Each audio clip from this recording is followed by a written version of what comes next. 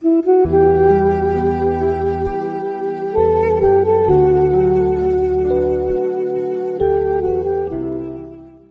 دوام خطبه‌شو می‌فرمایند من فطر صائما کان له عتق رقبة و مغفرة لذنوبه. کسی که یک انسانی روزه دارد در ماه رمضان اگر افطاری می‌دهد اجر و مکافات این برای او انسان مغفرت گناهاش و باز هم در عوض یک افطاری کردن روزدار الله سبحانه و تعالی از آتش جهنم نجاتش میده. یا رسول الله، همه ما انسان‌های روزدار برای افطاری دادن چیز نداریم، امکان افطار کردن نداریم.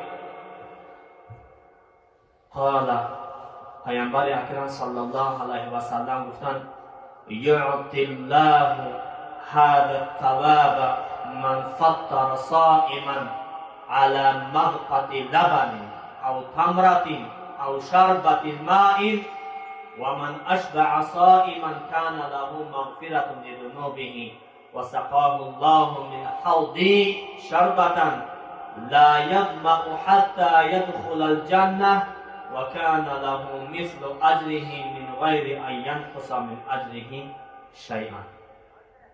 رسول اکرم صلی الله علیه و سلم میگن الله سبحانه و تعالی همین اجر مکافات در بالا ذکر شده هم میتیه برای کسی که یک انسان مسلمان به یک خلطم آب یا که به یک دانه خرما یا که به یک خلطم یک خرد نوشاکی کردی اگر افطاری میدهد همون اجر مکافات الله تعالی براش عطا میکنه.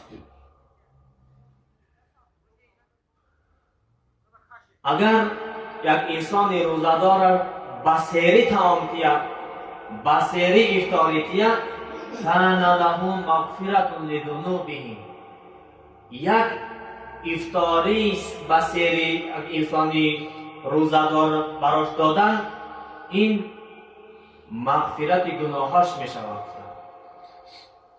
و سقاه الله من حوض شربة، و باز هم الله سبحانه و تعالی در روز آخرت در وقت حساب و کتاب در گرمی های قیامت که آفتاب تار سر انسان ها می فراید از حوض من یک شربت براش نوشاکی می دید لا يظمأ حتى يدخل الجنة، تا داخل جنت داخل شدن تا به جنت داخل شدن دیگر تشنگی حس نمیکنه. بسیار روز سخته.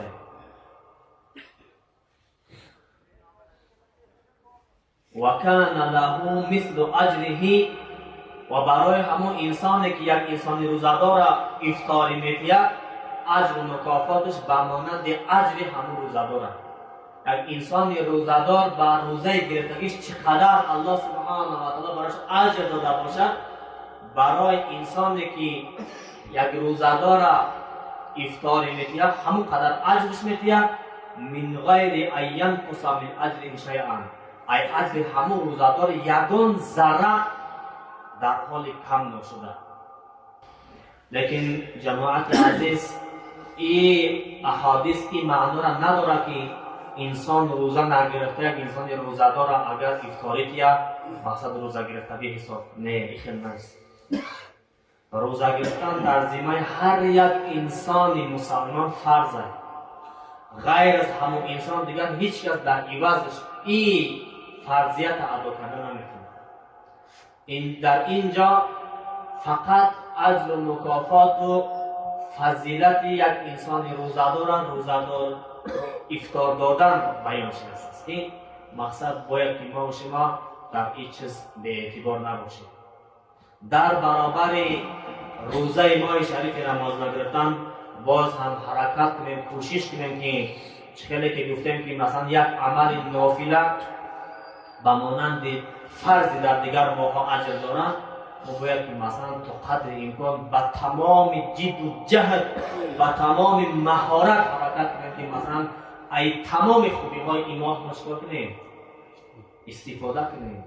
این غنیمت برای ما شد. در خصوص فضیلت روزه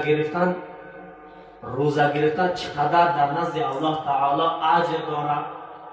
برای انسان های روزه گیرنده الله سبحانه و تعالی مخصوص در جنت یک در تیار کرده.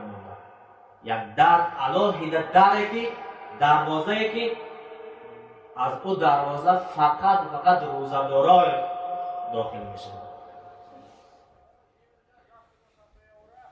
رسول اکرم صلی الله علیه و سلم میفرمایند ان فی الجنة بابا یقال له الریان.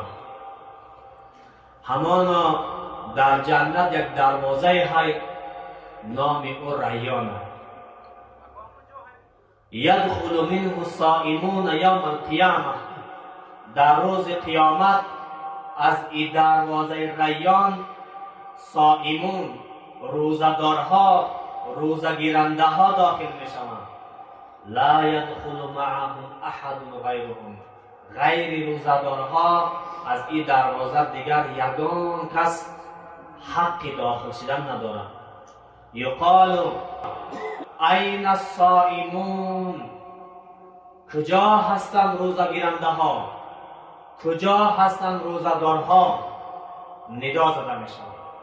شرف بینید خودش جماعت عزیز، جنت درمدن این یک بخت است، خیلی نیست.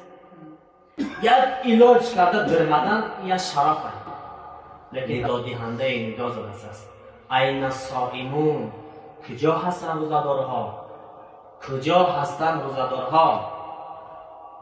مقصد که اگه در موزه مقصد بیاید و بدوید داخل جنت. فیدخلون منه فاذا دخل آخرهم اغلق فلم يدخل منه احد. ای همه دروازه روزدارها گروه داخل جنت میشوند. با مجرد آخرین انسان مسلمان از این دروازه جنت داخل شدنش دروازه بسته میشه. شرف ببینید در بین همه قدر خلایق، در بین همه قدر امت، الله سبحانه و تعالی خصوصا روزدارهای براش در جنت دروازه ریان باز میکنه که مقصد بینه که روزدارها چقدر شرفمند هستند، چقدر در نزد پروردگارشون آبرومند هستند. البته جماعت عزیز، در ماه مبارک رمضان روزه گرفتن فقط از نخوردن و نآشامیدن عبارت نیست. روزه گرفتن فقط از نخوردن و نآشامیدن عبارت نیست. انسان باید با تمام جوارحش، با تمام اعضاهاش باید روزه‌دار باشه. با چشمش، با گوشش، با دستش، با دهانش، با زبانش، با پایهاش، با قلبش، با تمام اعضاهاش باید روزدار باشه. این خیلی انسان هم روزدار میشه. من لم یدع قول الزور والعمل به والجهل فلیس لله حاجة فی ان یدع طعامه و شرابه. کسی که میگن در این ماه مبارک رمضان گپ‌های فحش، گپ‌های دروغ، گپ‌های ظلم آمیز، زبانی بد مثلا، یا که عمل کردن به عمل‌های فحش و عمل‌های مثلا ناجایز و نادرست، عمل‌هایی که الله تعالی منع کرده، حرام کرده، اگر در برابر روزه گرفتنش اگر از این چیزها خودداری نمیکنه، یگان حاجت نیست باید خودش عین خودتون نآشامیدن داشتنش.